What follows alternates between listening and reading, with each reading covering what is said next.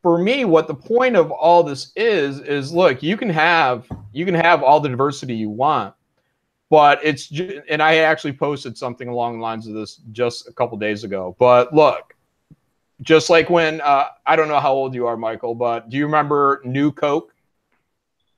Oh yeah, when they changed the recipe. Right.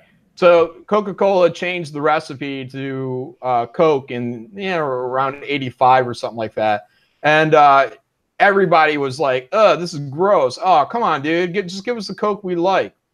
And they eventually changed it back. They turned New Coke into, I think it was Coke 2, and then they eventually discontinued Coke 2 because people just wanted Coke. So that's a capitalist reaction to the market, right? You give people what they want, and if you want to do Coke 2, that's fine. But what you do is you don't shut down your bread and butter, which is Coke, to launch Coke 2. So what you do is you leave Coke as it is. So you leave your Coke Classic brand, and then you raise up Coke 2 on the side. And if people love Coke 2, then guess what? You have 2 good products now. And so it's better to have 2 than 1. So the Comicsgate argument is saying, look, give us our Steve Rogers as Captain America. Give us our Tony Stark as Iron Man. Give us, et cetera, and down the line. And the reaction to that was, you guys are really just secretly racist or sexist or homophobes, and that's it. Don't buy our books if you don't like them. So that's what more or less customer complaints over a period of decades have launched what became Comicsgate. And we didn't call ourselves Comicsgate. That name was put upon us by people that were familiar with something called Gamergate, which even now I still don't really understand, but I do know there was a central figure in there called Zoe Quinn. And Zoe Quinn, even though she has no comic book experience, was just hired to work at DC Comics. So this is political, what's going on in the comic book industry. There's also been, and here's where my main point on Comicsgate is. So what I just told you was the fan complaint. My main complaint is the professional complaint.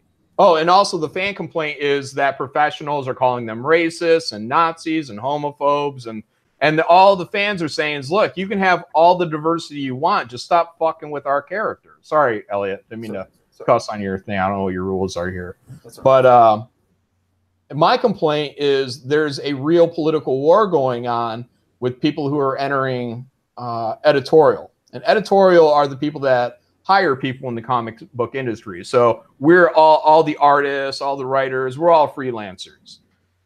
And what happened is a good handful of people who got into editorial started getting into this SJW mentality where everything is screw Trump.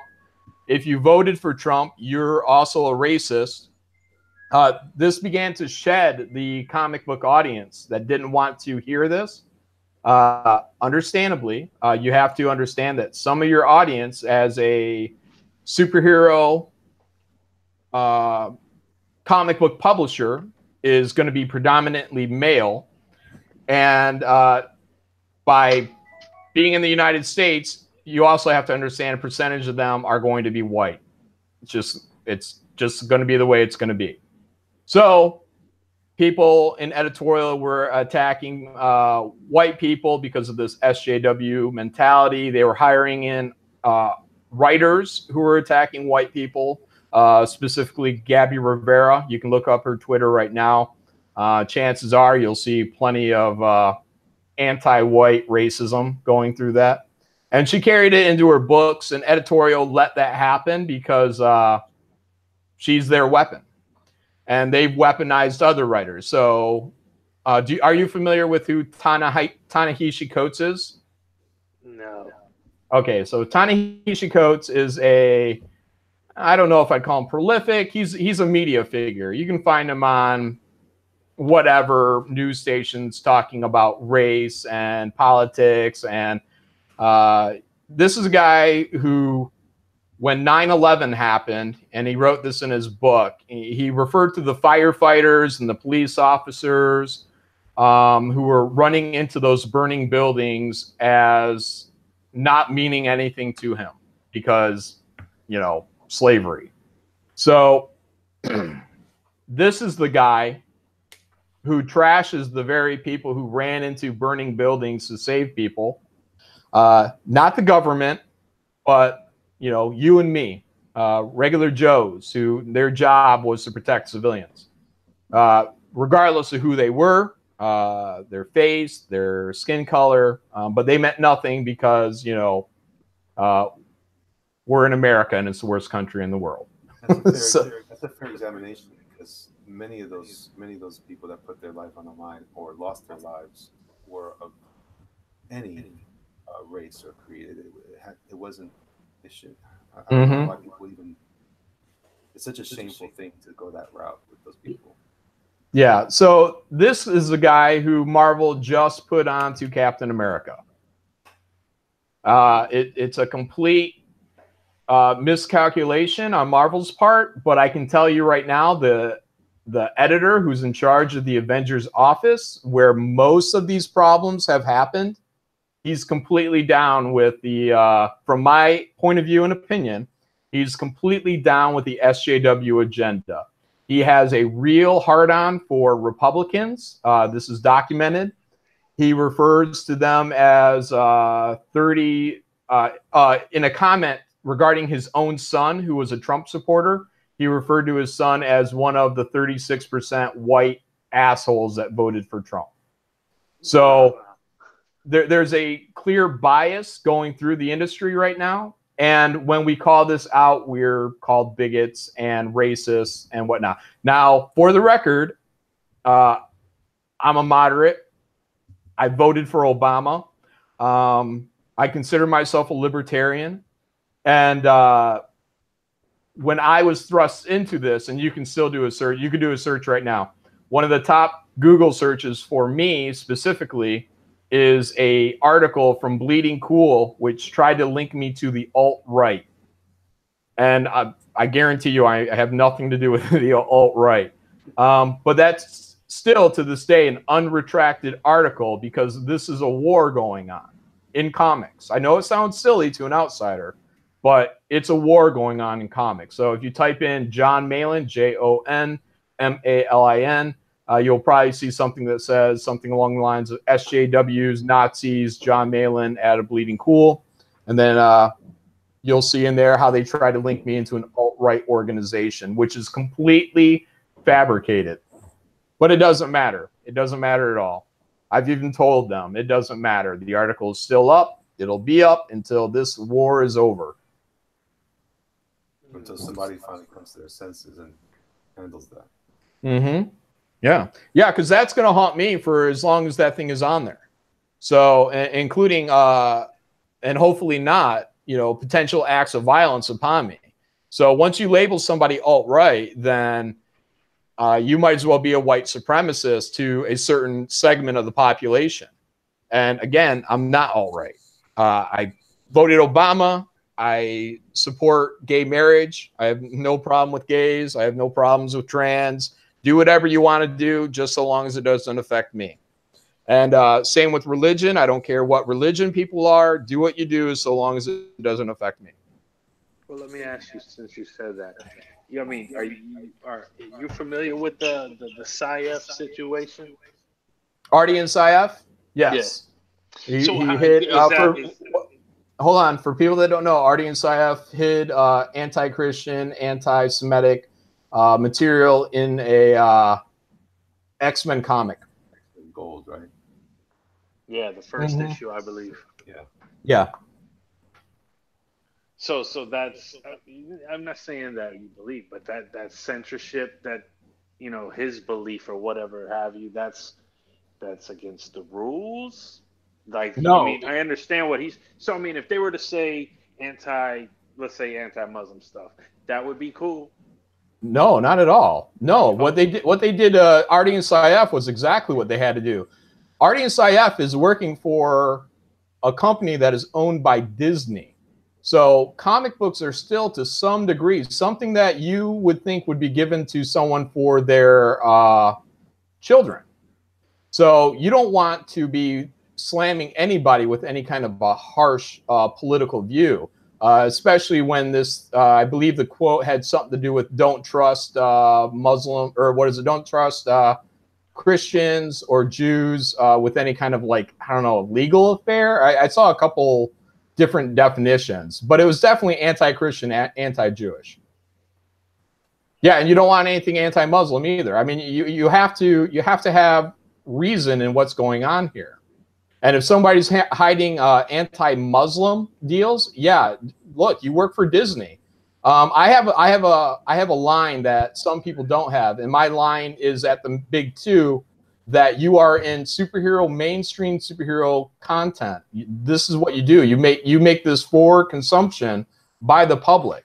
Now, if you are an independent creator, that's fine. Go do and say whatever you want to do, out in the independent field. Campaign. If you wanted an IndieGoGo campaign, but it wouldn't necessarily be a Comicsgate, because Comicsgate campaigns, the idea is that we are trying to do our best not to make anybody feel uncomfortable politically or religiously or any other which way. And the idea of Comicsgate is that we are just trying to tell stories that everybody can enjoy, regardless of the politics behind the creators. So we're trying to make what, in essence, would be kind of safer material for the average consumer. So this is interesting. This is interesting because we just talked about creating stuff, and it's, by the way, John, you're doing a great job of expressing the argument. I'm glad that some of these people here are maybe hearing it for the first time. Maybe they felt this way before, but didn't have a way of words or language to associate with it or to describe it. So that's what has been helping me since I've been involved with everybody in Comicsgate, is just to really get a grasp on what is, because I didn't know anything was going, how this was all happening on Twitter. And it seems like it's mainly on Twitter, right? Or what do you think about that? Is that accurate? Well, it's because of Twitter that everybody knows what's going on. It's the direct comments of editorial that have shown them to be politically biased, sexually biased, racially biased. And I mean, they've shown their own. They've shown themselves. It's all documented, well documented. I can give you an example of anything that would be fireable material, and these people still work there. It's not a secret. It's because of Twitter that we know exactly when these people say in press releases that there is no agenda, but then you have a book like Mockingbird that says, "Ask me about my feminist agenda."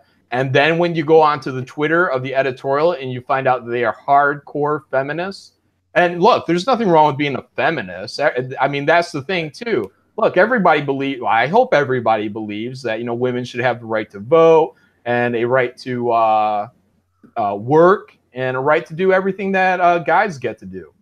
And, I support that. I want women to be able to be free in the workplace and be comfortable and stuff like that as well.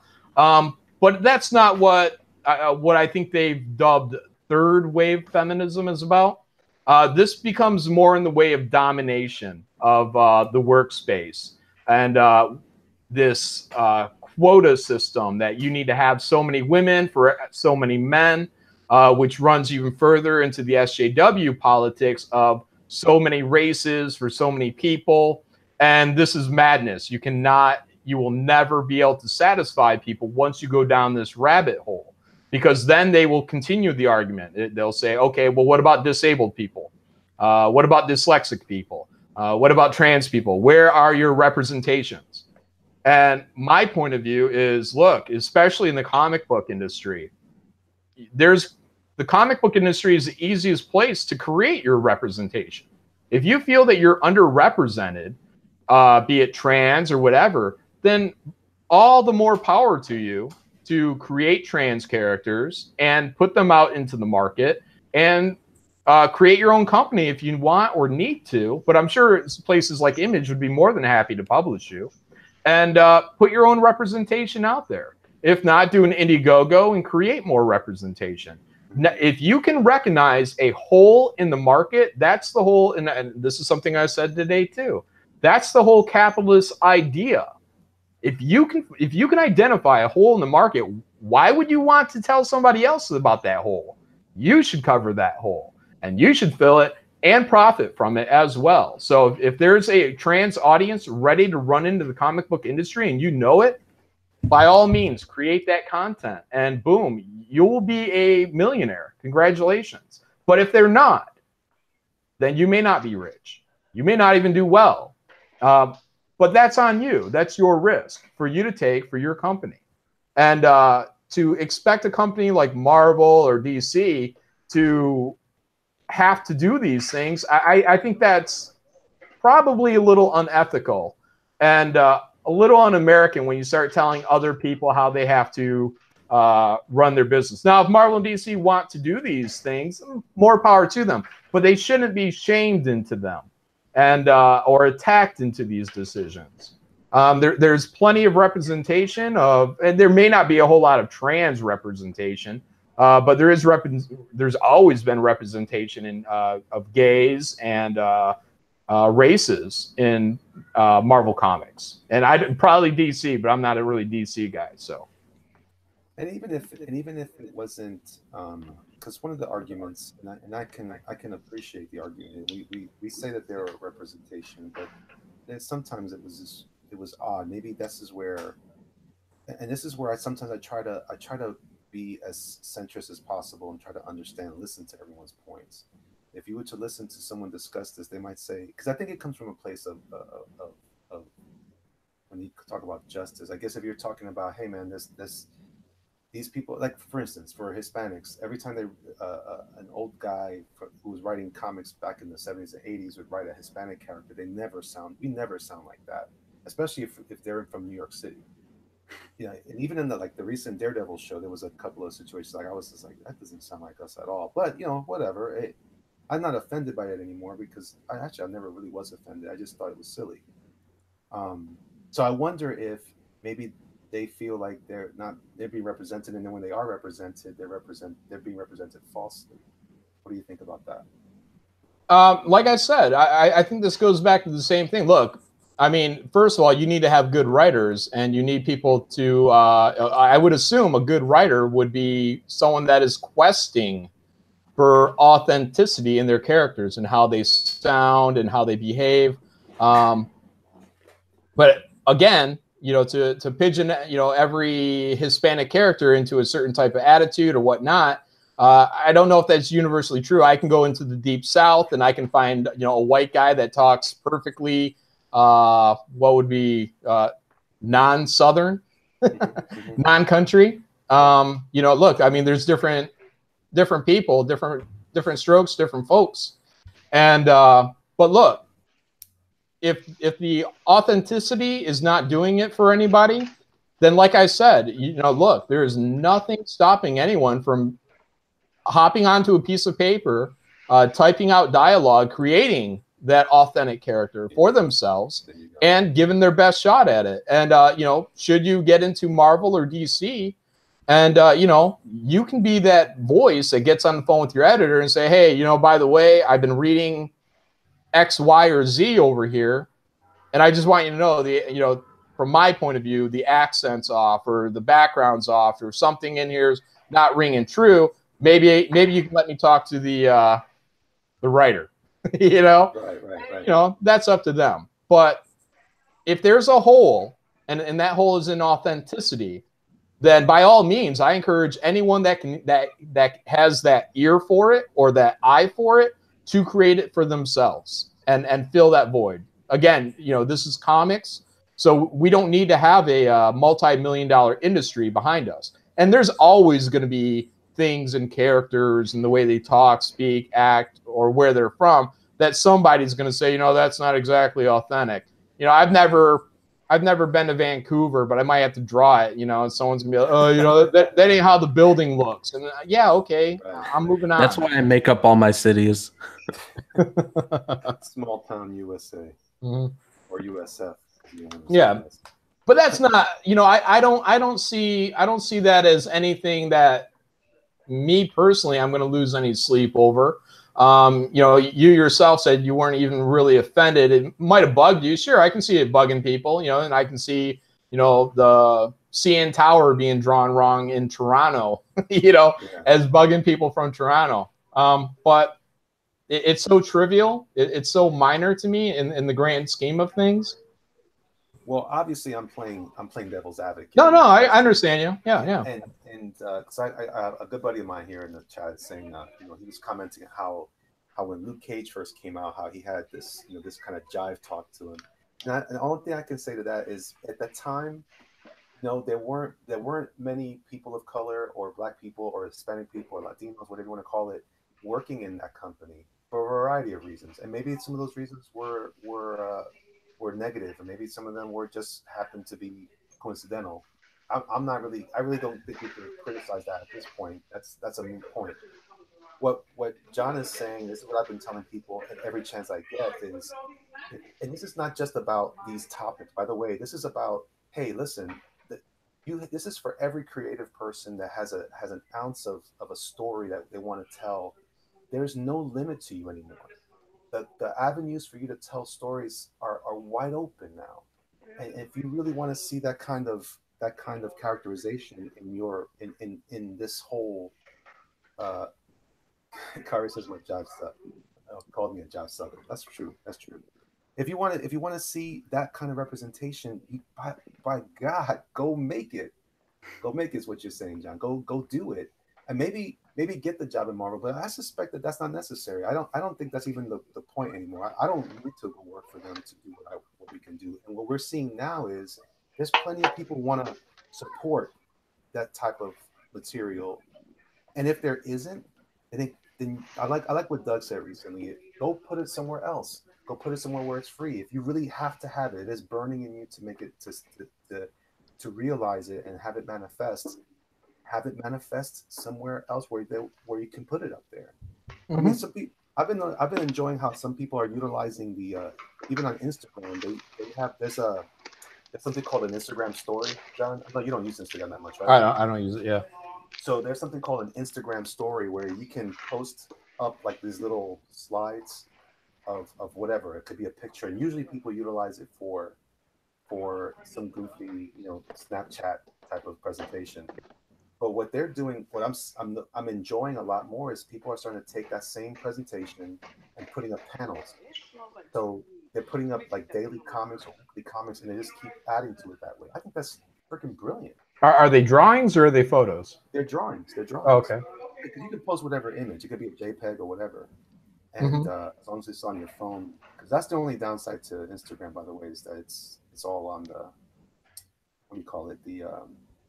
An app. Yeah, it only works on the phone. But but anyway, I'm just saying, look how simple. The app is free. The postings are free. They don't cost you anything. You can literally publish a comic online right now. But most people are waiting for somebody at Marvel to do it, and then they get mad because they didn't do it. And then this is where we're getting into all this trouble, because we need somebody else to produce it, because we've all kind of bought into this lie that we need someone else to do it for us. Yeah, and it may have been true at one time, but it's not true anymore. You know, and Comicsgate, the community, the fan community that puts its money behind these projects now in a very big way, is responsible for really blowing the doors off to where people from all backgrounds, everyone that's in Comicsgate, you know, we're all putting out representation or whatever we feel like, without quota, without demand. And you know, you have something like Brand, which has a black protagonist. Yeah, protagonist. Sorry. And yeah, I mean, you know, so you want representation, there you go. Antonio Brice is doing it for you. And that's really the great thing, is that we don't have to have these other companies now, and you know, we don't have to force all these different deals on them. Whatever our gripes may be at the end, now we can all comfortably walk away and say, you know, there are other avenues that we can build for ourselves as individuals. Because again, the Comicsgate and the crowdfunding method, that even removes the publisher. That removes the editor. That removes everybody that could possibly stand in your way to do something exactly the way you want to do it. And, you know, I'm excited about that. I think it's fantastic. And if, you know, but I am born and bred Marvel. So, you know, I have a big love for that company still. Me too. You said Marvel? What's that? You said Marvel? Yeah. Oh, how's it going, Antonio? Sorry. Getting me gagging over here. Hey, can I show Nasser something you guys don't mind? I mind. Hey, Nasser, I'm going to screen share something. I want you to see it. And then I Okay. want you to tell me what you think. Am I supposed to show it? Yeah, can you push out? I'm sorry, I don't mean to do this. Oh, apparently you do. Go ahead. Oh, yeah, I've seen that. That's some account that probably just got made today. What is it? I don't know, some weirdo account. Like, I don't know, they were spam posting about my and Donald DeLay's book, Brutus. They were like spam posting about it, and they're like tagging like random, like, I don't know, like charities and stuff. I don't even know what you'd call them. Like they're tagging like Focus Family, whatever that is, and they're like, what vile people would create this IndieGoGo? And they're either somebody that's kind of funny or they're one of the blue-haireds, and I don't know. It just makes me laugh. They have like 5 followers. You know, Yeah. I'm getting old enough to have blue hair, so I just want you to know. You can take it off me if you want, Elliot. I just wanted to show Nasser that. See what you just did, Critius? You just came in here and just kidding. I hijacked the stream. I see Hey, the Detective Dead is Puerto Rican. He's also. Oh. Yeah. See. Hold on. Kyrie Press says, I honestly didn't create David Craven as a black superhero, though. David has my face because I told the story through my eyes originally. Now it's more through Dawn's eyes. See, this is what I'm saying. Like, to your point, John, if as far as I know, correct me if I'm wrong, but IndieGoGo doesn't belong to Comicsgate. Am I right? Right. That's correct. Anyone can do whatever they want with IndieGoGo. Right. And nor does Kickstarter, and anyone can create whatever they want anytime. I'm telling you. And if you don't want to publish it through a crowdfunding format, you can always publish it, like I said, online, on Facebook, on whatever. What drives me crazy is, again, I feel like we've all just kind of bought into this system lie of we have to follow through in this format, and only these people have the power. And I think I remember when I was a kid, I used to think that we didn't have the technology. Well, we couldn't influence that sort of thing anyway. Not that I was looking to influence, but it always seemed like it was a big separation between me and whoever published or created these products. But today you can literally put it out there. So if you are interested in producing something that has that kind of flavor of a social justice bent, and you feel like that's a more political concept for you, you can publish it. You can try to get it out there. The question is going to be, though, will it finally get funded? Will it be supported? And so, but even then, you can still find a way to get it out there. But I always find it weird when people that don't believe in capitalism try to manipulate capitalist tools to get their message out. And then that's it too. You know, if your whole shtick is that you don't like money and you don't want money, but then you're always asking for money, I mean, people see your inauthenticity, and that's going to cripple you throughout life. We all need money. We all need to pay bills, and what we're offering is trade. You know, I'm going to try to offer people a product that I really hope they enjoy, because I want you to enjoy the crap out of it and come back for more. And in trade for my time, you know, I'm going to be able to pay my bills and put food on the table. And in addition to that, with something like Graveyard Shift, you know, I'm also going to be able to take a percentage of that money and put it back into the community that helped fund me and find talent in the Comicsgate community, which is what we did with our 16-page Ash Can, which is being drawn by Nerd Wonder. And she's a great artist and member of Comicsgate. I mean, whatever a member is, but, you know, look, she's a supporter. She's a And but she got the job because she like, just like Elliot's doing right now. When she's in these streams, she's drawing all the time. And I noticed, plenty of people noticed, that she was drawing these very nice, energetic, fun characters. So, like Graveyard Shift, the main book, look, I mean, my avatar here is a picture of it. It's bloody. It's a little bit more hardcore than you would find in X-Men. But the book that we have Nerd Wonder doing, it's tailored to suit her, which is this kind of airy Teen Titans Go, almost like kid versions of Graveyard Shift, which is completely cute. It's not dark. It's not gory. It's kids going to a candy shop storyline. But this is where that money goes into. So Mark and I, the co-creator of Graveyard Shift, we're both, this isn't just me. We're both paying Nerd Wonder. And, as Graveyard Shift keeps going up, we plan on taking more money and pumping it into somebody else from Comicsgate to help us create add-ons for the next Kickstarter, or I'm sorry, IndieGoGo. So, this is how capitalism works, and this is how it can benefit people by putting it back into the community without some kind of social justice-y redistribution of wealth, socialist weirdo stuff. So there's a community, and this community is benefiting from a book like Graveyard Shift. Hey, no, I'm sorry. Go ahead. Oh, go ahead. No, are you drunk, Antonio? No, I was choking on water for a second. That's why I muted the mic. I'm like eating a Charleston Chew. I'm sorry about that. I was gonna ask, hey, I just saw a Kari press that you guys are making a Bram versus Graveyard Shift. Oh, we could. Yeah, and I've said that too. Graveyard Shift, they all fly around in this giant spaceship. So the spaceship pretty much has Star Trek rules. So it can go anywhere we need it to go. It can travel in time, and we can also argue that it can hop dimensions.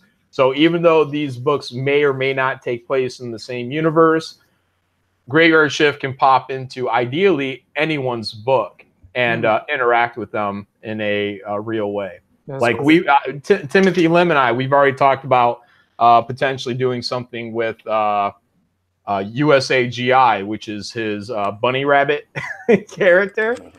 So for those that don't know, it's a book called Black Hops, and it's from Antarctic Press. But the bunny is pretty much the rabbit from the Holy Grail if it had consciousness. So this is almost like in that episode of Flash recently on WCW, where he was going interdimensionally, and these different representations of different universes emerged around him. Like he could travel to those different places. That's what you're saying that can happen in your story? Because I haven't seen it, but yeah. I mean, he can go into, or they can go into any other. They could meet what I guess would be with the Flash, parallel flashes, right? Is that what you're getting at? Right. Yeah, you'd be able to do all that stuff. You could do parallel Graveyard Shift characters. You could do the Graveyard Shift hops into the Black Hops book or the Brand book. Without having to go to develop any kind of great mechanism to make this a rare occasion. They could do it on the regular. That's cool. So I like the idea that your characters almost come across to me like Jack Kirby's Challengers of the Unknown in a way. That kind of reminds me of that.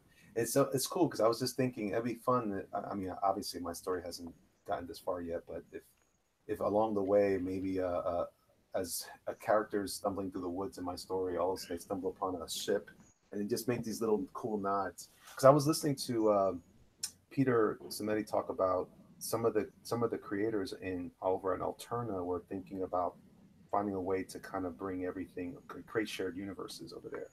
So we're not even necessarily saying that. It's just little cameos can happen in the story, right? Right. I have a Bigfoot Bill versus Detective Dead coming out with my IndieGoGo. Is it going to be a story, or is just going to be the illustration that you showed? It's gonna be a story, a little short story. You know, like he's part in the woods training, and then Bigfoot Bill just manages to see him thinking that he's taking a woman hostage and tries to save her, and they both get into a fight. Oh, cool. That'll be fun. I gotta put. Are you aware that there's a Graveyard Shift senior thesis film? Okay, just want to say that. Senior thesis film. What's that? There's another Graveyard Shift, but it's like it's a documentary or something, or a movie. Oh, I'm aware there's a Stephen King book. So the name is not the most original. No, but you know what though? I was gonna say this earlier, John. I really appreciate you not only commenting but also stating that even in yourself, just to kind of put this whole notion to bed that everyone is necessarily 100% aligned. We may be aligned in the principles of the free market as it relates to our comic books, but we all are coming from different perspectives, different places, and so it's okay.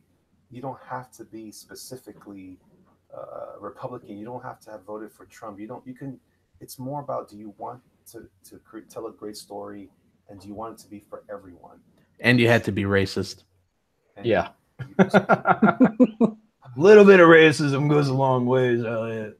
Okay. So, look, what's her name? Gail Simone, right? So I uncovered a Twitter post of hers from, I think it was like 2014, right before shit started really getting crazy.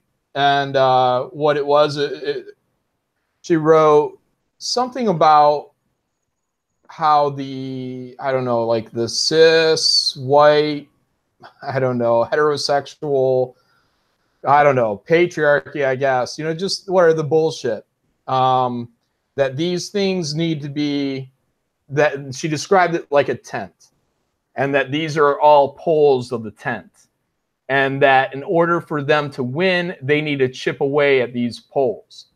So regardless of what you think, be it political, racial, and any industry, be it new Coke, old Coke, anything.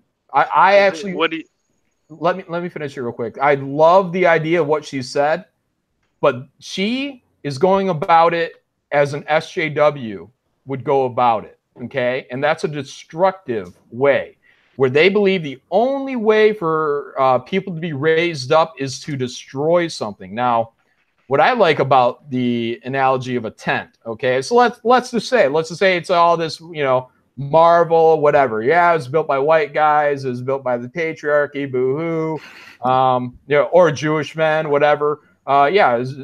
Let's say everything that people despise. Let's just say it's all true. Let's say everything's true. Get over it. Okay. Now, what we can do is we can make this a better tent. You can leave those poles where they're at. They're holding up the tent. We have something going on here. And what we're going to do is we're going to erect new poles. Okay. We're going to make poles that support these other poles, and they're going to be just as big, just as strong, and we're all going to lift the weight. We're all going to hold up this tent and keep safe whatever needs to go within this tent. Call it humanity, call it whatever you want. So what I think is a correct way of doing all sorts of business is, look, okay, so you think there's all this X, Y, or Z. Okay, well, leave that intact, just like new Coke or original Coke. Don't get rid of old Coke.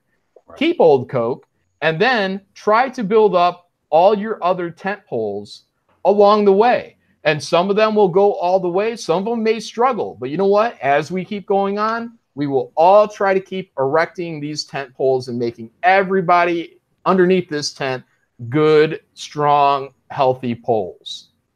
Now, I see absolutely nothing wrong with that. I think that is a universal idea that you could transplant that exact same idea into any country, any race. So if you go to China, where Hispanics or white people may be a rarity, well, look, yeah, maybe those countries were built up with Chinese people. Maybe they were built up with a little bit of prejudice back in the 1920s, 50s, and maybe everybody's recognized that, and everyone's gonna try to get together and do some good stuff for everybody. But we're not going to do it at the expense of anybody. We're going to bring everybody up to the best that we can. But we're not going to do it with quota systems. We're going to do it with developing good ideas and putting those ideas to the test. If they stand, then they stand. If they don't, then they don't.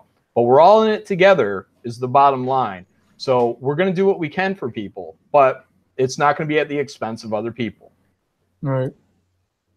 Hey, real quick, I'm going to jump in and kind of just throw a quick plug for everybody's project on IndieGoGo, if you guys don't mind. I want to take a quick look. I just posted in the description for those of you who might be interested in supporting these things through IndieGoGo. Some of you guys that are following me, some of you guys coming from Instagram and other places, I love you guys. Some of you guys like, what the hell is going on over here? Trust me, this is all good stuff. Currently, right now, we have 2 days left on The Brand by Antonio Brice and Kanan. This is an awesome story. I wish he was on here so he could talk about it. So I'm going to do my best to do an Antonio Brice impression. I can't do it because I want to laugh every time I say it. But this is Brand. I love when he does that. He sings it. It's such a great voice. He's at 257% funded. But he's wrapping it up in a couple of days. I'm excited for him for that. We have I'm also gonna try to do Ethan. Graveyard Shift by John Malin. So no, it's a Graveyard Shift. Where is it at? I should have had this up. Kind of going through everybody's thing real quick here. Where are you at with your funding? Oh, for Graveyard Shift? Yeah, I think we're right about 72,000, I think. Nice. Awesome. 1,454% with 8 days left. So I'm telling you guys, if you want to be part of this, this is a great opportunity to jump in on the ground floor of something cool. If you like any of these ideas that these guys have been talking about, if you like the concept of kind of bringing back a stabilized perspective on this industry, and you want to enjoy something new. Everybody's always saying, I'm tired of the old stories being reproduced again. Well, then read a new story. Yeah. Check out Graveyard Shift. Check out Detective Dead. Check out The Brand. And if you like awesome black, red, and white art, check out Black and Red by Elliot Fernandez. Also, Brutus by Nasser. How you doing with that, Nasser? We're doing good. We're at $11,067. Oh, nice. What's your goal? 8,000. So you're 130%. Congratulations. So 22 days left, and you got a long way to go, man. That's awesome. Good going. And the Detective Dead, how you doing with that? Slowly climbing. I think we're like near somewhere around 7 something. I didn't check the number. I see you're at 77.65. Right. You're at 77% of your goal. So I don't have the amount of people in this chat to do everybody go and back Detective Dead, but go and back Detective Dead Crimson Moon. It's a really cool story, really cool premise. The art looks great so far. So yeah, so some of you guys, like I said, don't know what the hell we're talking about, and some of you guys need to get awakened, not woke, but get awakened to the new ideas, this new enlightened stuff that's coming from some great guys, man. I love all you guys in Comics Gate. I'm gonna be announcing a new project soon. Bro, you still got one going. No, not this year, for next year. But with a really, really well-known artist. It's gonna be a one-shot. Okay, a really, really well-known artist. Yeah. I'm always wondering about those kinds of claims. You'll see. I don't want to ruin it.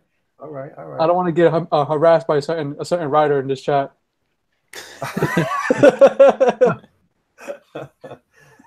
So Mike. So after you've heard all this, can I ask a couple questions real quick before you finish? Would that be the equivalent of what's happening in Hollywood? Actors getting forced out of roles because they're not said, like Scarlett Johansson, she got forced out because she's not transsexual, and it's a transsexual character. So is it the equivalent of that? On some levels, yeah. Yeah, I would say actually that's a great parallel. And they screwed up because she's a great actress. Yeah, because okay, here's where a parallel is. So there are editors at the companies that are beginning to have these weird segregationist attitudes. And what I mean by that is they feel that black people should write black characters, Asian people should write Asian characters, trans people should write trans characters, and in any other day and age, everybody would say, what the fuck are you talking about? So my point of view, and I think probably a lot of people in Comicsgate point of view, is that, look, man, a black guy can write Peter Parker. A white guy can write Blade. I don't care. I don't care at all. I only care that you have talent.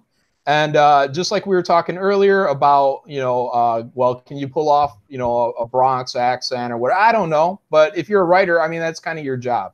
So get to that, Yeah. But yeah, this is really crazy that this is becoming socially acceptable. And that's what's happening with the Scarlett Johansson thing. Is it's that same social justice mentality that's going through Hollywood, that's saying women should direct women-led superhero movies now. You should get a trans character to play a trans character. And so let's follow that through to its logical extension.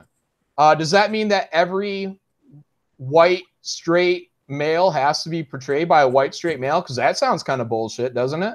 Mm-hmm. Of course. We can't have a gay man play a straight man. Right. I mean, I'm 100% cool with a gay man playing a straight man. I don't mind at all. What's this guy's name? The guy that used to do Doogie Howser. Yeah, Neil Patrick Harris. Right, he's gay. He plays a straight guy. Yeah, we all love Neil Patrick Harris. Right. Too. Yeah. So, yeah, I mean, but look, like I said, I mean, it's a weird time right now, man, because the people who are perfectly fine with Neil Patrick Harris playing a straight guy are the ones getting called homophobes. Right. Right. The ones that are perfectly fine with a female director directing a dude, or a black guy doing a Spider-Man book, or a white guy doing a Blade book, are the ones that are being called racist. So, the SJW mentality at some point is going to have to look itself in the mirror. And I don't think a lot of these people are going to be able to handle that truth that comes back to them. I think a lot of them are probably in their 20s. And, I feel sorry for, most of them, not the older ones, because I think they should have known better. People like Tom Brevoort, Bill Sienkiewicz. Here's a good one for you, Michael. So we're also called misogynists, okay? Specifically by this artist named Bill Sienkiewicz. And Bill Sienkiewicz is an old school guy. People know him as, a legend in the field because, he did some New Mutants books back in the day everybody liked. But look, he's a really great artist, and he's influenced other people. Okay, so he called Comicsgate a bunch of misogynists. And what he left out was he drew a woman's head in a bullseye that said most punchable face. A real woman. It was that Sarah Huckabee, or is it Sarah Sanders Huckabee, I think. Trump's public relations, yeah. Press about everything. The truth is that if you are a social justice warrior and you want to complain about misogyny, you want to complain about homophobia and all these other labels that they've been throwing on conservatives, moderates, and liberals. This is what they've been doing. They are, how do I put this? If they denounce it, they can be it. If they say that you're being misogynist, then they can be misogynist so long as you are a political enemy.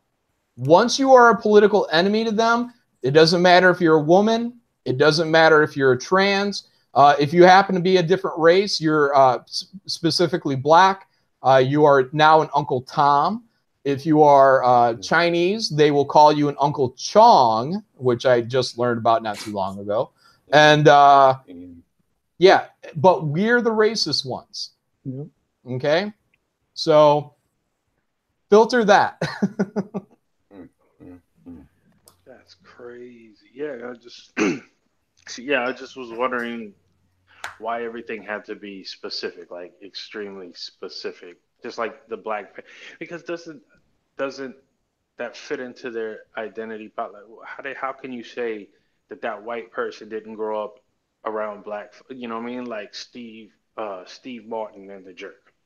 Mm-hmm. You know what I mean? How can you say that that person didn't grow up like that, so he wouldn't know what growing up black meant? Yeah. So And to my say point, that that dude can't do it, then how do you know he can't when he grew up that way?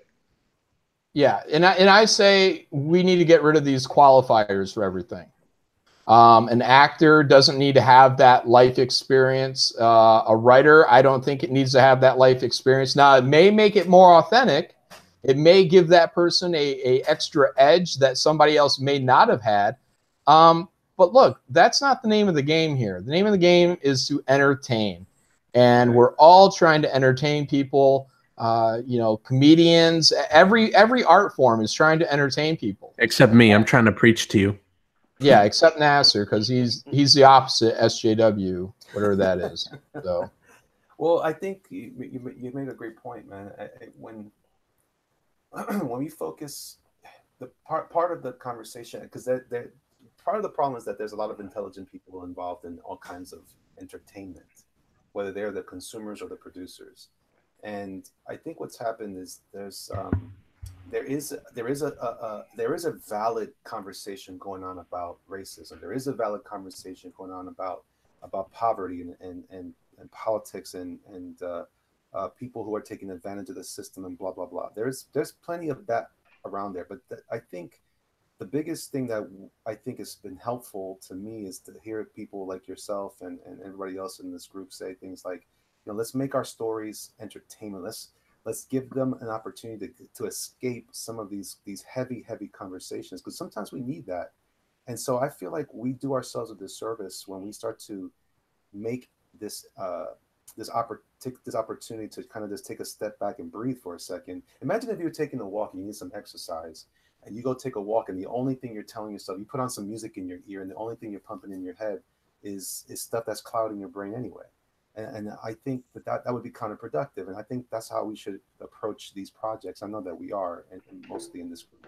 Now, there are some people who think that politics is important in their entertainment. And so again, I say, by all means, go produce it. But I will tell you, it's probably not going to be that successful if you think it's going to be something you can campaign for or you want to sell, because I think by and large, people want to take a break for all the crazy that's going on. Again, yes. It doesn't mean that stuff is not worth discussing. It doesn't mean it's not worth evaluating and dialoguing, because that stuff is important too. But sometimes, like comedy, I just want to laugh. I just want to laugh at something different. I don't need it to always be driven. But a lot of comedians use this as a vehicle as well. And so, guess what? I stopped watching a lot of comedians because of it. Mm-hmm. Yeah, and that's what I think too, is there's a line somewhere that gets crossed in how heavy-handed you deliver these things. So you can have politics in comics. This isn't some crazy idea. Green Arrow is a leftist, okay? Yeah. So and you can have conservative characters too. And the trick is that this comes down to a good writer. You get a good writer that can handle something as fairly, and I know this sounds Fox News, but look, as fairly and as balanced as possible, so you don't turn off your audience. You want to turn on people from all spectrums the most that you can for specifically mainstream superhero comic books. Now, again, I say in the independent market, do whatever you want. I really don't care. Because it's your own property. If you're working for someone like IDW, then look, your job is to maximize sales for that company. So you got to do your best to keep it in the middle, unless you're being told otherwise. But at Marvel, DC, your job is to take care of these franchises and to treat them with respect and to keep them to not damage them for future generations, which they almost successfully did for Captain America. Well, I mean, it's crazy. I mean, you know, like you said, they trusted with these IPs and they put in their own personal opinions into them, and they're ruining great characters. well, but at the same time, and again, little devil's advocate, and I actually kind of understand this part. Everybody puts something of themselves in any kind of creative endeavor. If you write something, but I remember there was a principle we used to talk about where I come from in corporate America, and the job I used to have for almost 20 years. We used to always say things like, we don't want to give people a reason not to buy our product. And because at the end of the day, the motivation isn't, and this is maybe where we're all good, the whole conversation gets derailed, is some people want to use entertainment as a vehicle to express their propaganda or their, again, to your point, John, well, actually, if you look at old, even Captain America was a propaganda tool when he was first created to literally punch Hitler. But we can see now that if you go too heavy-handed with those things, I think you kind of addressed this anyway. If you're going too heavy-handed, you're gonna push away a segment of the readership. I remember I heard I don't know if this is how true this is like a legend as far as I'm concerned, about a conversation between Charles Barkley and Michael Jordan. And I think the conversation goes that Barkley was trying to encourage Jordan to encourage Mike to because he probably was of the same political perspective, to speak out and use his platform. Again, you hear this a lot in this conversation. His success as a platform to tell people about his own political ideas. And Jordan said, "Well, the problem is Republicans buy my shoes too." So we gotta just be thoughtful about that. If you want to be successful, if you don't care, it's not. Then this is not really. It doesn't matter what you do with it. It's okay. And I think that's another great thing that you're saying, John. It is okay if you want to tell that story. No one's saying you can't say it. I'm not saying you can't produce something. I'm just gonna let everybody know that if that's what you're producing, I myself am probably not gonna buy it. Yeah, definitely. When you cross that line to propaganda, meaning one-sided discussion on your beliefs and without representing another side of that, yeah, you're definitely going to turn people off. And you have to tread lightly working in any of these ideas. Look, I mean, it's a lot easier to tell a monster story, you know. But you can get your politics across. A talented writer can by using a good metaphor. But you have to wrap it in a mystery, in a box, you know. You have to do it skillfully. And if you don't, then you're going to turn people off, and they're not going to want to read your stuff anymore, because especially with social media, once they find out what your real politics really are, and then when they start sensing it in the material, yeah, you'll turn them off quicker than anything, and you don't want to do that. So let's real quick on the by the way, who are some creators? And I'm going to start it off. Who are some creators that we know in modern entertainment? Let's just put it that way, who have successfully navigated expressing ideas, but also being somewhat balanced. And I'm going to suggest Bruce Timm on the Justice League cartoon did a great job when he first introduced Green Arrow into the Justice League. He even says, "I'm an old school lefty." He even says that to Batman, I think it was, and yet the way he was portrayed in the story wasn't. He had an arc. It wasn't just an ideological statement. He actually followed through and expressed his concerns, but also was balanced in how he was engaging the rest of the group. I thought that was masterful. For example, what are some other examples of great writing that has represented those sides, maybe both sides or multiple sides, but more than just two? Well, I mean, X-Men is a metaphor, and I know people don't like to hear it, but look, I mean, you can turn that metaphor into just about any kind of deal that you want, be it racial discrimination, sexual discrimination. You can do it however you want, but as long as you keep it in that metaphor and where you're not just really spelling it out, then I mean, I think that's a good reason why X-Men has been so successful, because yes, that metaphor is there, but they also go into outer space and kick ass. So you have to have that balance. Yeah, so I think you're right. I think who was that wrote that back then in the 80s? Gosh, it was when I took my tongue. Dave Cockrum was the artist. Chris Claremont was actually really good at that, I think, as an example.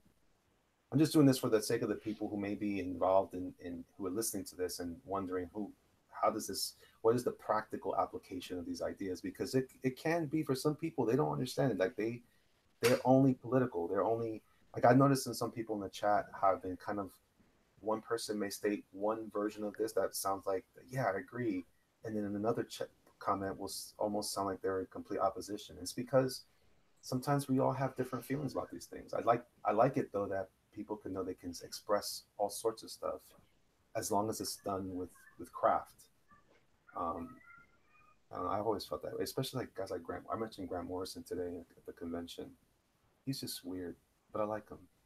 Let's see, Claremont's X-Men, God Loves, Man Kills was really good. Yeah, actually, that's the one that turned me off because I felt that was the most. But that's because I expected aliens and X-Men back then, so I didn't really care for that. Yeah, I thought of that when you were talking about the examples, and I would have to read it again because I read that when I was really young, and I know there's a Christian bent on the whole thing. So I'd have to look at that and see how well that was actually handled. But yeah, I mean, I to this day, even though I haven't read it in decades, I still tell people when they ask me, like, what are some of your favorite comics? And I say, well, X-Men, God Loves, Man Kills. But look, in terms of what we're discussing, yeah, I'd probably have to check it out again, because I'm not 14. Who else was really good too? I think Alan Moore, obviously Watchmen. When I go back to Watchmen, it has some very strong political perspectives. But I remember I was talking about V for Vendetta, how in some ways, depending on how you looked at it, that could have argued a point for a conservative. It could have argued the point for a liberal. It was such a great piece that kind of showed you both sides. And that's another thing. I'm not interested in people telling me what to think. I'm interested in people encouraging me to think. Mm-hmm. So that's, I think, a big difference there. Well, another big difference is they're not, neither of those books are big mainstream superhero comics. And, again, when I think Watchmen is some Charlton characters that DC had the rights to or some weird deal like that. But it wasn't Batman. It wasn't Superman. I think the original idea was supposed to be these characters. And I think Watchmen was Alan Moore wanted to use the Charlton characters, but DC said no. So then he just made up some that were like based on them. Okay.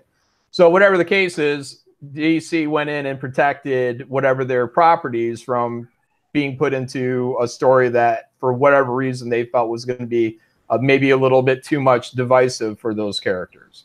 So V for Vendetta, I mean, to my knowledge, that's a wholly new character outside of the Guy Fawkes background.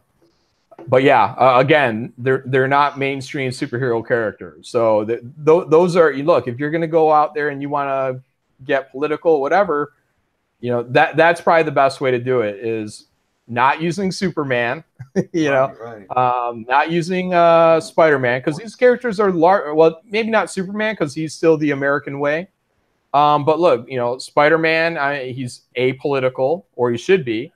And Wolverine, no one wants to hear what's going on in Canada.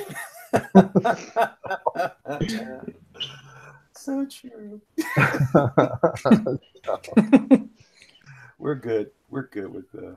Yeah, but like I said, for me personally, I draw certain lines, and it's when you get into the mainstream superhero characters, those need to be protected in a certain degree. And that's not to say that you can't have whatever diversity, LGBT, whatever representation. You can do all that stuff. You can do every last bit of it. But don't let them start doing it to your characters, because if you do, look, it's just going to be a matter of time before an ideologue gets in there and turns Blade gay or trans just to piss you off. So let them go ahead and make new characters that may be gay or trans or whatever, and that's good and fine. You know what's funny? I read an article recently. I don't know if you guys. I know was it Quartering?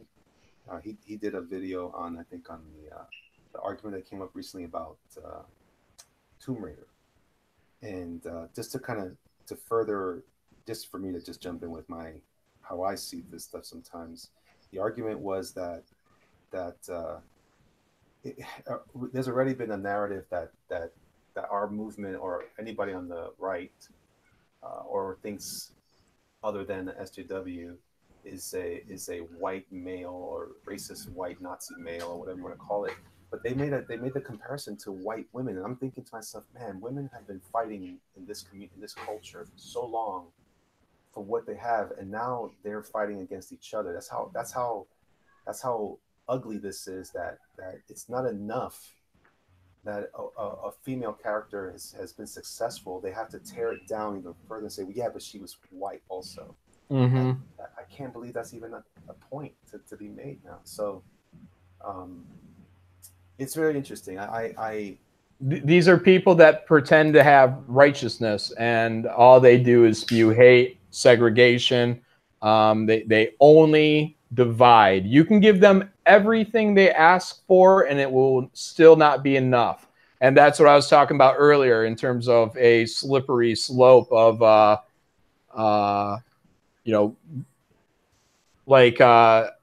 I've used the thing on firearms before. Okay, so I'm pro Second Amendment, and I don't own guns. I don't exactly like them, but I was in the Army, so I was trained, and turns out I can shoot them rather well.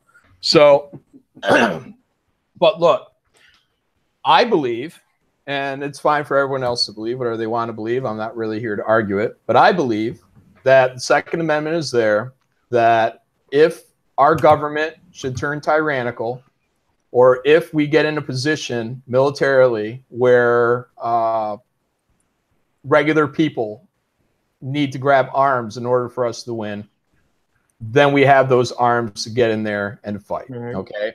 So I'm pro Second Amendment. That's all there is to it. Yeah, protect the country against foreign and domestic enemies. It's yes. on the oath. Yes. So domestic in particular. So here's the thing. Whenever there's a school shooting and, look, I think the last thing I remember them talking about was bump stocks, right? So you can shoot I think it's a semi-automatic, and the bump stock will allow the trigger to flick in a way that it's almost fully automatic. And I've said to people, again, let's give you everything you want. Everything you want. Right now, let's just hypothetically give you everything you want.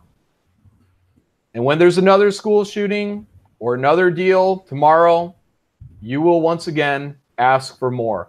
And it won't end until every gun is gone. And that doesn't serve the American people.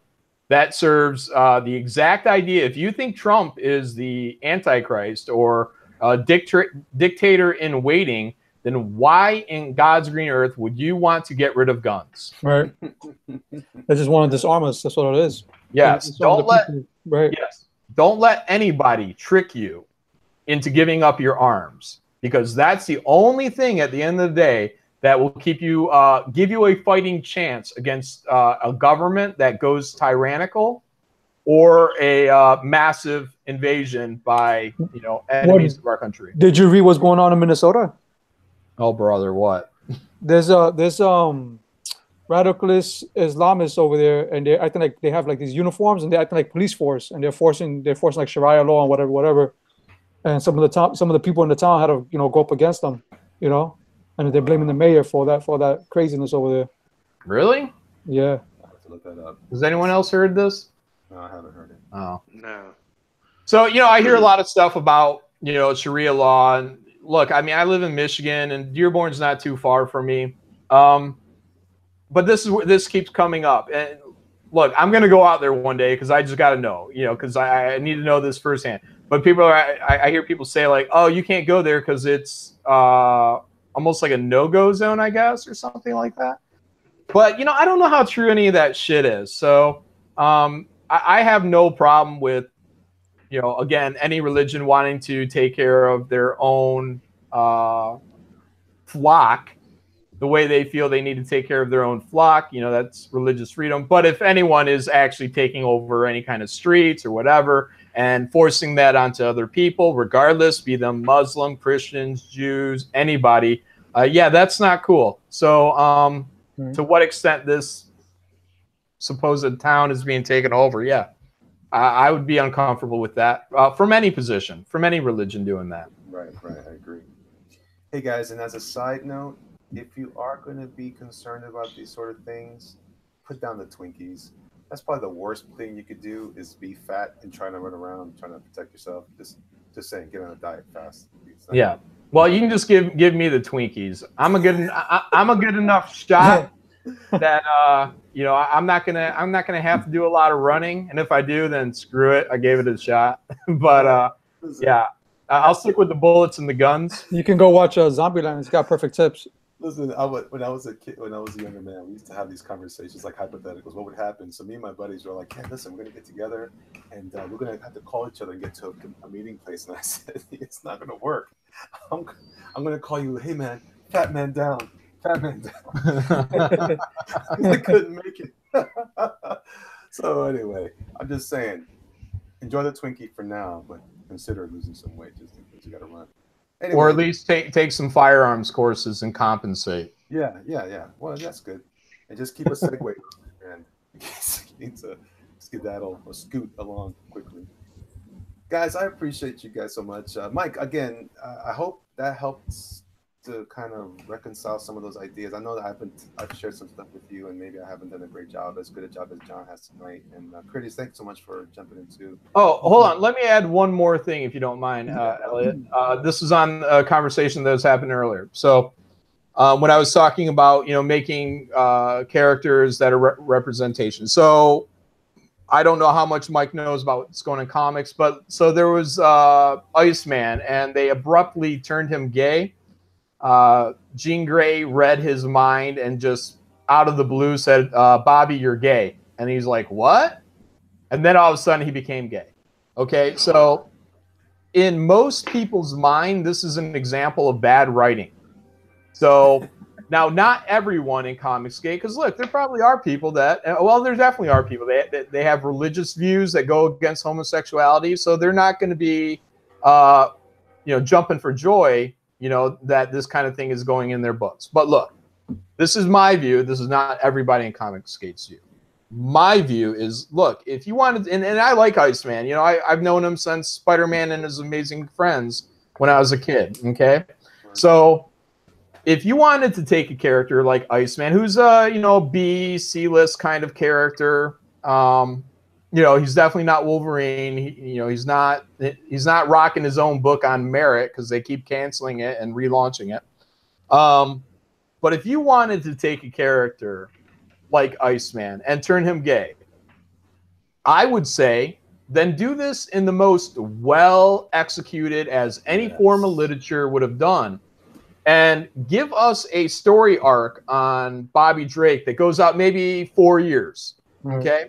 So what it is over these 4 years, you start planting seeds to the audience that something may be troubling Bobby. Maybe he goes into real, you know, what you would think would be realistic effects of someone who's hiding in the closet or whatever at the age of 30, deciding you're gay. You know, maybe isolation, you know, something to where the reader can sympathize and say, what the hell is wrong with Bobby? He's been acting weird for like 2 years. What's going on? So you can work up a good writer. Again, this is another argument for good writing, like real good writers, not just people writing WWF scripts, guys, real good writers. Right. So you get a real good writer to come in and really give that storyline some true love, affection, bring it to a way that everybody can feel compassionate to what's going on with Bobby. And then eventually you start putting this information out there that this is what's going on. And at least the fandom can say, yeah, we saw that coming. You know, this wasn't something that was just thrown out and, hey, Bobby, you're gay, the end. this is now a story that we've gone on a journey with a character that we hopefully, again, with well execution, that we're going to sympathize for and say, wow, that sucks, you know, that you felt whatever was troubling you all these years and you realized you were gay at 30, you know. But look, I think there's a real way that could have been pulled off that wouldn't have pissed off a bunch of people. But on the other hand, I also think SJWs are so nutty that they would rather rub it in your face than to give you a well executed, because they think if they outrage you enough that outrage, and people in Marvel editorial have said this, that outrage will move product because you will be bitching about it online. And I think they've relied on outrage culture too much, because eventually what you do is you build apathy. You build a disdain for the tactics that they keep doing on you. And so negative word of mouth is not a long-term solution. What you do is you, even though it's harder, you have to craft a fantastic story that blows people away from top to bottom, fires on all cylinders, and do that for years and years on end. And people at the end of it, they will applaud you. Some won't, because some will never be able to reconcile a change like that. But look, they lost so many people because they just did it in such a ham-fisted way. Right. And all they had to do is do a good quality story. So that was the last thing I wanted to say about how you change a character authentically. Right. It won't feel forced. It'll feel natural. Right. That's a powerful point, man, because I think, and this is coming from a person who used to write that script that line a lot, as far as being over the top with my perspectives and my personal views. Listen, everybody, I'm going to say this, I don't know if this is even necessary to say, but I want to say it. Everybody is important. Everybody has value. And because you have value, if this is sincerely a thing that you want to address in our culture, then, like to John's point, do it the best way. Put your best foot forward for that. They deserve it. Anyone who's being mistreated, if this truly the case, and we need to hear that story. I want to hear that conversation. I want to hear that person tell me about their life, and tell it in the best way possible. To your point, John, don't just throw it in there like a Cracker Jack box joke or a Bazooka Joe joke, you know, and then expect no one to react to it. And I think that's part of the challenge. I think that's why sometimes I wonder if this isn't a sinister thing, because I think they do that on purpose sometimes to try to get people like us to say things like, this sucks. Well, because and that's another problem, because I think that another bigger problem, and just in general in our culture, we don't articulate very well our thoughts. So we just say, this is garbage, this is shit, whatever our word for the day is, instead of truly coming up with a way to describe it and then express that. But the reality is, so many of us, we don't know how to say it, so we just say things, and then people use that as, see, they're just like this, and now all of a sudden they come up with terms like Nazi and homophobe. Right. That doesn't mean anything either. So, but anyway, I agree with you. I kept saying, I remember when they made Sam Wilson became Captain America, all I could think was, and when that next Avengers movie comes out, he's going to go right back to Steve Rogers, or soon before or after.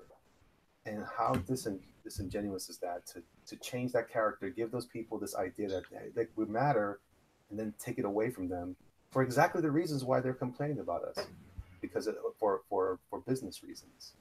It's this weird, twisted thing, you know. I would rather they put the energy and the effort into creating and crafting better characters.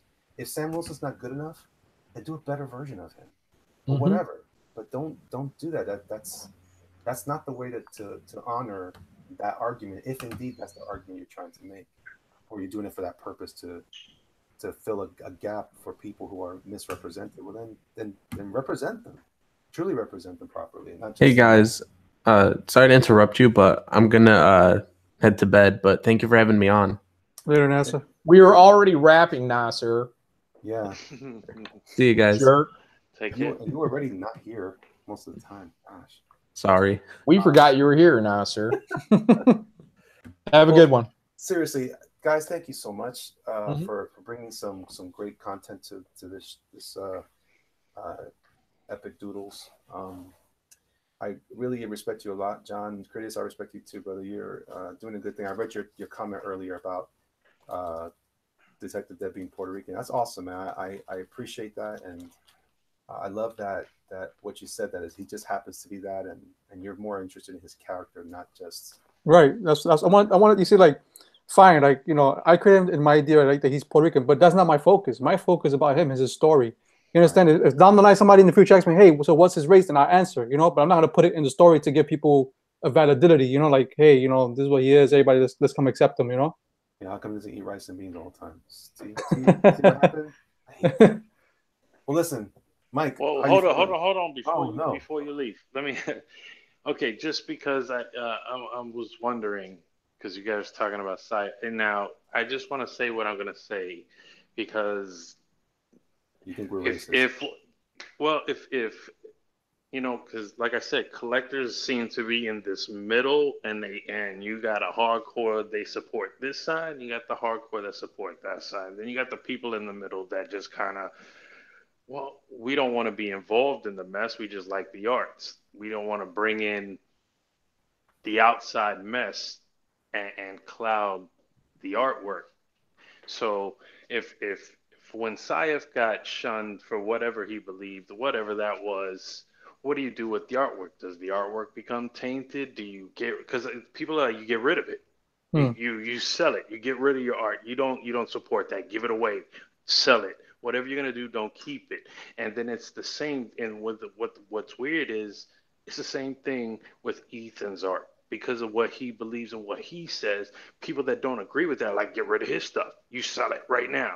Don't even da da da. And then it's just like, well, what do you do with that? Do you give it away? Is that what you do, or do you just the art is what I'm about. I love what he drew for me, so I'm keeping it. It doesn't matter what they believe. You I do don't. Or whatever you want to do. Yeah, I don't think that you have to do anything with it. Right. That's exactly what we're talking about. Why? And I know what you're saying, Mike, but we don't. I don't need to dictate to you what to do with that art. You know what I'm saying? That's the whole point of this whole discussion. Do what you will. What? Some Put it people on that page. collect Nazi memorabilia. I Yeah. mean, Yeah, that shouldn't be a judgment on them. I mean, some people have morbid fascinations with certain things, and again, shouldn't be a moral judgment on them. Right. Some people like to hang out in graveyards. I mean, look, if you want to keep it, that shouldn't be seen as a slight on you. I mean, if anything, that's a story to tell people when Right. they come in your home and you say, "Oh yeah, you want to hear some messed up? Check this book out. This book was a real, attention getter." And I mean, that's a talking point. You There's know, no moral judgment there. right. What's a good example is the taxidermists. They collect animals, dead animals, and they put them in the house. Mhm. They go crazy stuff. People, they ask them, how did you get that deer? Or how did you get that bear? And all that stuff.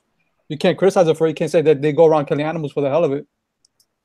and I would also Yeah. say, that's like buying those serial killers' art, like Manson, his artwork, or Mhm. or like Right. John Wayne Gacy's artwork. You know Yeah, what I mean? You yeah. If just you're into it, yeah. And those are the extremes of what might be like a moral judgment. Outside of actual, I don't know, ears from Vietnam or something like that, which would probably be like, that's kind of disrespectful type deal. But yeah, I mean, Artie and Saif art and an X-Men thing in the grand scheme of the world, I mean, it's definitely he deserved to get fired. But it's not something that should be a moral judgment on anyone that owns a book or wants to have it as a talking piece.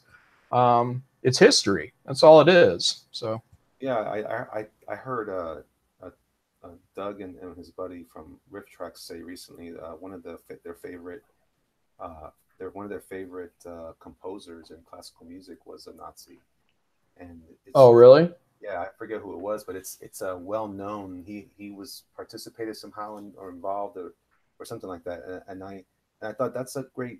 This is why social media is so rough now, because there was a time when you didn't know anything about your favorite artists and stuff, and it wouldn't matter, but now you do. So I think to Mike's point, what do you do with it? I think you do what you will, man. I think you have a collection piece. If you like, maybe there was something you learned from that. If you're an artist and you learn from Sayaf, then you know what. Yeah, if you like Sayaf's art, you know, and you can tolerate his views, more power to you, man. You know, I don't know that Sayaf is going to be grabbing Christians and throwing them in ovens. You know, Nazis did much worse than Artie and Sayaf. And look, to another point, so Lovecraft, H.P. Lovecraft, Yeah. he's known or seen, I haven't dug into it, but to the best of my knowledge, the guy is known as being a racist. Yeah, he was very racist, yeah. Yeah, so, but, you know, do you not appreciate, because, look, I don't read much, but I like listening to audiobooks. I read comics, so, but, you know, I listen to The Mountains of Madness, and I love listening to that. It's great audio. Anyone can find it on YouTube. Almost every version I've heard, they almost all sound really good. They put a little bit of wind in the background. I like hard novel. But yeah, I mean, you know, that's an education in writing on some level. And if you want to sit down and you want to enjoy, you know, H.P. Lovecraft, again, more power to you. Yeah, I think we could probably all agree he may not have been, you know, a non-racist. And you know, but you can't let that destroy everything, because eventually we're going to become a really terrible society if we don't allow for any failings of humankind. Right. So, you know, and that, again, this crosses all race, all culture. I mean, you know, there's some crazy cultures out there too. So, but look, it's not just the people out in wherever Cambodia that are eating their own feces and drinking their urine, you know, which I think we would all agree would be an odd culture. But, you know, there's cultural differences between the North and the South in the United States. But we are much less tolerant to these cultural differences than we are to someone that might actually eat a human being.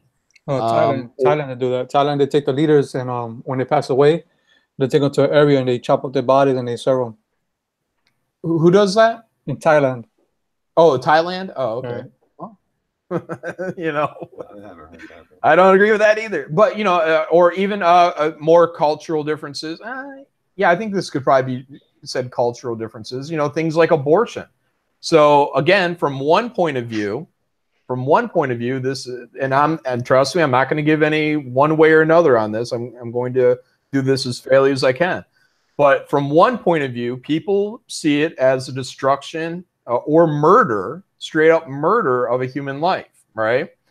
Other people see it as woman's body, woman's choice, and she can do whatever she wants. But if you are pro-choice, can you read a book by someone who's pro-life? Is that so offensive that would stop you? Right. Because and vice versa. Right. If you're pro-life, all right, can you read a book, a novel, something from someone who's pro-choice? Well, what about a textbook?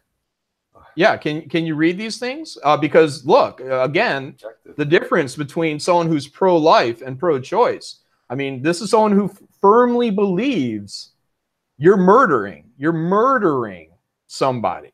Okay, so if you're a murderer, can I still sit down and talk to you about, you know, the sports game last night? I think you should be able to, and I think that if you read a book by someone who's a racist, you know, I think you should be able to do that too. You know, definitely it's not a character point that we would want, but, you know, what are you going to do? I mean, cultures and people are all over the world are going to have things about them that we don't necessarily agree with. And that's what tolerance is. Tolerance is finding those things that are so different that we can set them off to the side and still have a conversation. And maybe that conversation is me reading your book and enjoying it. But, you know, if we can get back to tolerance, then everything's going to be all right. But right now, we're at a point where things are not tolerated at all. So I'll take it one step further. I won't be too long, but I think that also affects sometimes the way people who supposedly claim to be not just tolerant but charitable, it affects their view of charity. And I think that's a shame, because everybody, like I said, everybody has value. Even the crazy, even the murderer has value. We just have to. The question is not the act as it is that are they worth fighting for? Are they worth trying to convince? Are they worth? If you see somebody hungry, if I saw someone hungry in the street, it wouldn't matter to me what their religion was, what their philosophies were. They're just hungry. Go feed them. So I think that affects us too much. We're getting so concerned with things that we don't even really understand. The average person isn't even really aware of the general conversation about these things. So I just think it's an opportunity for them to create enough division between us, where now we're starting to hold things against each other. And there was a time when we could disagree, and still I would have you over for dinner. It's okay. But we're not really interested in talking anymore, and that's a shame. That's a dangerous sign in a society.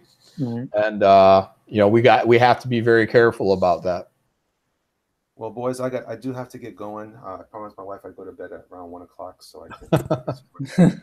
All right, guys, thanks again. No problem. Take care. Thanks for having us. Thanks for having us on. Amazing. All right, thanks, Mike. I appreciate you guys. All right. You guys be good. Adios. Later.